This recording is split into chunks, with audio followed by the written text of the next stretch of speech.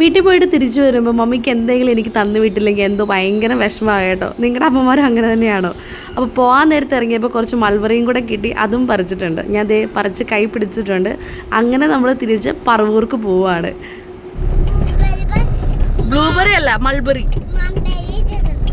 അപ്പോൾ നമ്മൾ തിരിച്ച് പൂയപ്പള്ളി. നമ്മൾ ഇത്ര ദിവസം എവിടെയായിരുന്നു?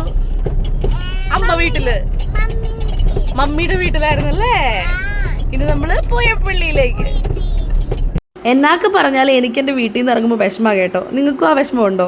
പിന്നെ ഈ വീട് നിങ്ങൾക്ക് മനസ്സിലായോ? അത്യാവശ്യം ഫേമസ് ആയിട്ടുള്ള വീടാണ്.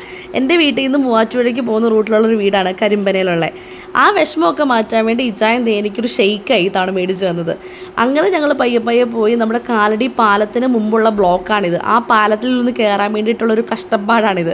അങ്ങനെ 10-20 മിനിറ്റ് നമ്മൾ അവിടെ കിടന്ന് നമ്മുടെ കാലടി പാലത്തിൽ കയറി നമ്മൾ പയ്യെ പോവുകയാണ്. ഇവിടെ എപ്പോഴും ഹെവി ട്രാഫിക്കാണ്, പാലം പണി നടക്കും. അതുകൊണ്ടാണ് കേട്ടോ. ഈ പാലത്തിനൊരു പ്രത്യേകതയുണ്ട്. നമ്മുടെ റൈറ്റ് സൈഡിൽ നമുക്ക് മലയാറ്റൂർ മല കാണാം. രാത്രിയിലൊക്കെ കാണാൻ നല്ല രസമാണ്. ദേ നമ്മുടെ വീടെത്തി, പറവൂര്. അപ്പോൾ ഇനി ബാക്ക് ടു നോർമൽ ലൈഫ്. വേറൊരു വീഡിയോ ആയിട്ട് പിന്നെ കാണാം.